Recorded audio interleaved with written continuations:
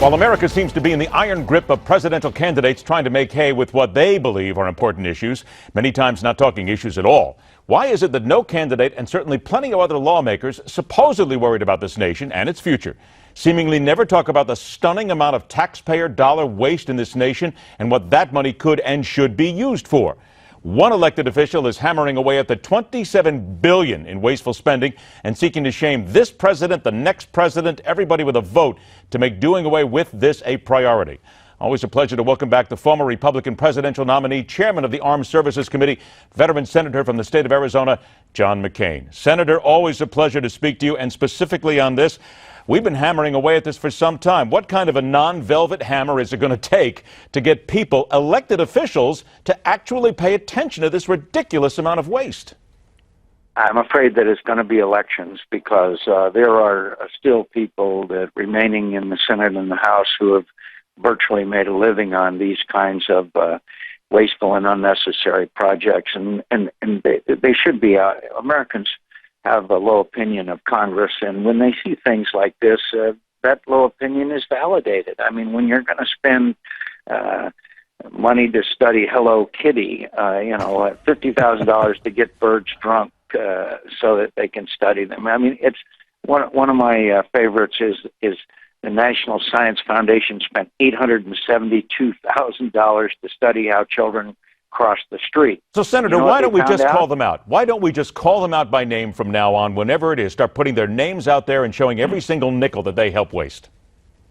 I promise you I'm going to do that because I am so outraged that in the omnibus appropriations bill, that was just passed after about 2 days of scrutiny, the over $1 trillion money bill, there was all kinds of stuff put into the defense part of the appropriations bill. Just one example, $225 million for a ship made in Mobile, Alabama. It was put in by Senator Shelby of Alabama that the Navy neither wants nor needs. That's $225 million for a ship that the Navy does not want, does not need, and did not ask for. That's just one example of the egregious spending. And most of it goes in defense because the defense appropriations is the largest single appropriations bill. So it's the Willie Sutton syndrome. There's I'm not making this up now, about $2 billion of spending for medical research. You and I and everybody's for medical research, but it has nothing to do with defense. They just took the money for medical research out because, again, the Willie Sutton syndrome. That's where the money is. We're sitting here looking at this kind of waste. Let's talk about something else that the country needs to focus on right now, Senator. Constitutional scholars say they do not believe there is any validity to the question about Ted Cruz's eligibility to be president of the United States. But you yourself have said that it's something that is worth looking into. So is it now not important to get the Supreme Court, somebody to get into this right away? Because we're at a critical juncture here for the Republican Party. This has got to be decided.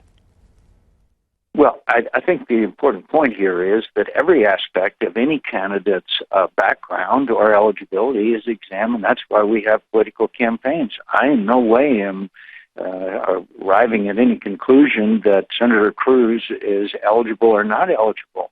When I ran, because I was born in the Panama Canal Zone, but a lot of scrutiny was given to it. In fact, there was a lawsuit brought against me saying that I was ineligible because I was born in the Panama Canal Zone. The court decided that obviously that it was part of the United States of America. It was territory of the United States of America.